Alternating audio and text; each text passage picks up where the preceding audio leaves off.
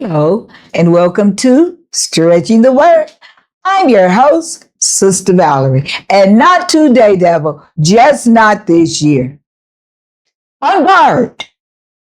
You say, on guard, what's she talking about on guard? On guard is a phrase that is used in the sport of fencing. Before the match starts, the referee stands there and says, on guard. He gives that command, on guard. So what does he mean? He is letting the opponents know to assume their ready position.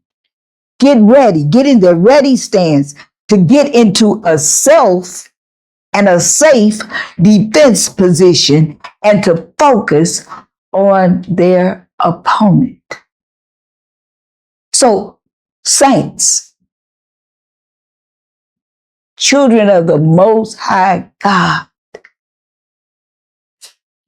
on guard.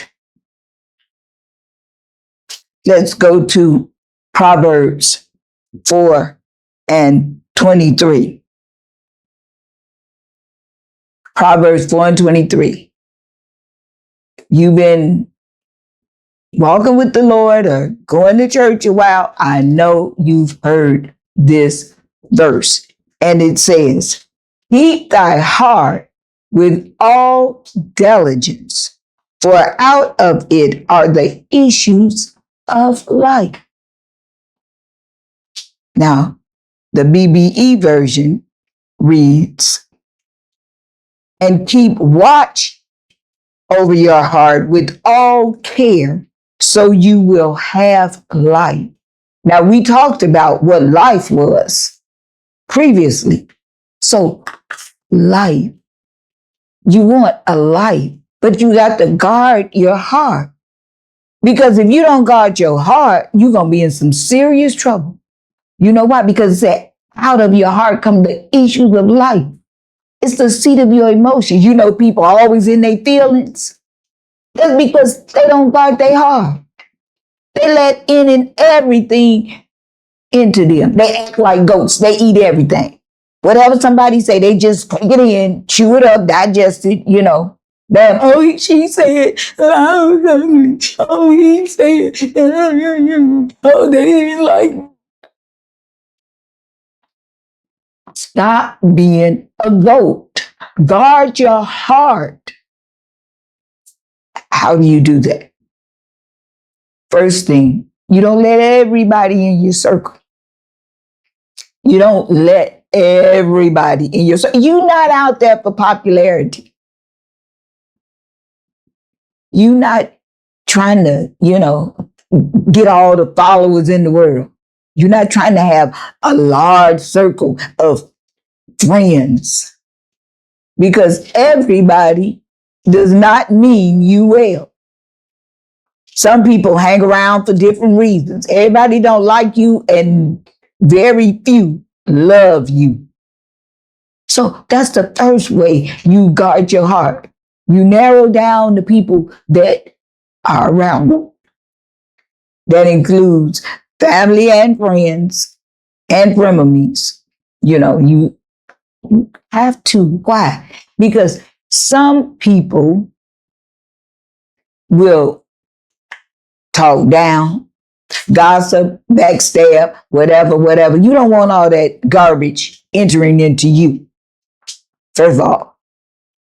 So you kind of weed the people out. Then, some people, as they say, just have bad vibes. Some people just got a bad aura. You know how you see people and you go, here come so-and-so. And bad, just bad. You hate to see people because it's just a bad vibe. They always got something bad to say. They don't never say nothing good. It's always going to be that negativity. Bringing me down. You can be upbeat, happy, got joy. But when they leave, the whole situation had changed. Now you thinking about well, maybe I shouldn't have done that. Yeah, the economy is bad. Maybe I shouldn't get that new car. God done told you to go get it. Whatever God done told you he was going to provide you with. Now you second guessing because they done came over and talked about how bad everything was. Just a bunch of negativity, you know. You always hurt. You're always in your feelings. You always, feeling some kind of way. Somebody say one thing. Oh, you off. Then took you totally off your square. Now you feeling oppressed, depressed, rejected in the whole nine. Because you let what they say enter into your heart. Got to watch your circle. If you watch your circle, pretty much so, you won't have no problems because you guarding your heart. Because other folks out there, they'll say stuff, but it's the ones that's closest to you that you really pay attention to and really, listen to. And sometimes, unfortunately, them be the ones that, as they say, throwing salt, hatred, shade, whatever you want to call it, they don't like you. They just pretending. Once again, I don't care if they're your family, friends, neighbors, or whoever. It's those closest to you that the enemy will always try to use. Because he know, once again, them the ones you got right there, you think they got your back and you listen to them, you love them, and they wouldn't, you think they know what's best for you, but they don't. They be trying to spin you and sidetrack you and everything else. Guard your heart. And when somebody says something, you don't have to take their word for it. Believe what God says about you, what God thinks about you. That's what you believe. And that's who you trying to please. She always brown nose and kissing butt. Yeah, she a man, please. Yeah, Mr. Yes guy.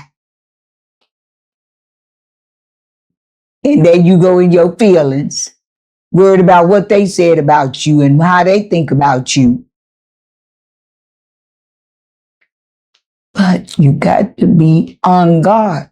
You got to be set for the defense. Just don't go there. Don't allow them to take you there. Once again, your heart is where your feelings are. It's where your will is. It's where your understanding is. Your wisdom and your knowledge. All of the issues of life